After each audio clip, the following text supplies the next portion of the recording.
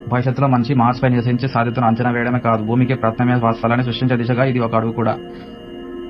మార్స్‌పై ఉష్ణోగ్రతలు చాలా తక్కువగా ఉంటాయి. సగటు ఉష్ణోగ్రత -63°C. ఇది భూమి కంటే చాలా చలిగా ఉంటుంది. గరిష్టంగా ఎండ ఉన్నప్పుడు మాత్రం 20°C ఉష్ణోగ్రత ఉంటుంది. రాత్రి వేళల్లో మరియు ధ్రువ ప్రాంతాల్లో ఇది -125°C వరకు పడిపోతుంది. ఎందుకంటే ఇక్కడ నివసించాలంటే చల్లటి వాతావరణానికి, వేడి నుండి తట్టుకునే గృహాలు చాలా అవసరం. మార్స్ గ్రహంలో చాలా దుమ్ము తుఫాన్లు సంభవిస్తాయి. ఇవి కొన్ని వారాల పాటు లేదా కొన్ని నెలల పాటు కొనసాగవచ్చు.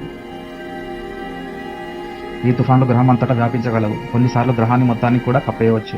మార్స్ గ్రహంలో కూడా ఋతువులు ఉంటాయి భూమిలాగే. కానీ ఒక్కో ఋతువు సుమారు 6 నెలలు ఉంటుంది. ఎందుకంటే మార్స్ గ్రహం సూర్యుడి చుట్టూ తిరగడానికి ఎక్కువ కాలం పడుతుంది.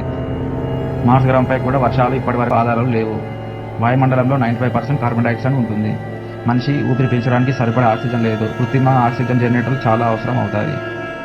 నాసా మోక్సీ అనే పరికరం ద్వారా అక్కడి CO2 ఆక్సిజన్ ఎలా ఉత్పత్తి సాధ్యమవుతుందో నాసా పరీక్షిస్తుంది.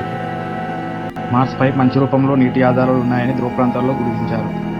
2018లో ఇటలీ శాస్త్రవేత్తలు పాతాళ జలాశయాన్ని గుర్తించారు. నీటి నిల్వల ప్రాసెసింగ్ టెక్నాలజీలు అభివృద్ధి చేస్తే ఇది మానవ నివాసానికి చాలా కీలకంగా ఉంటుంది.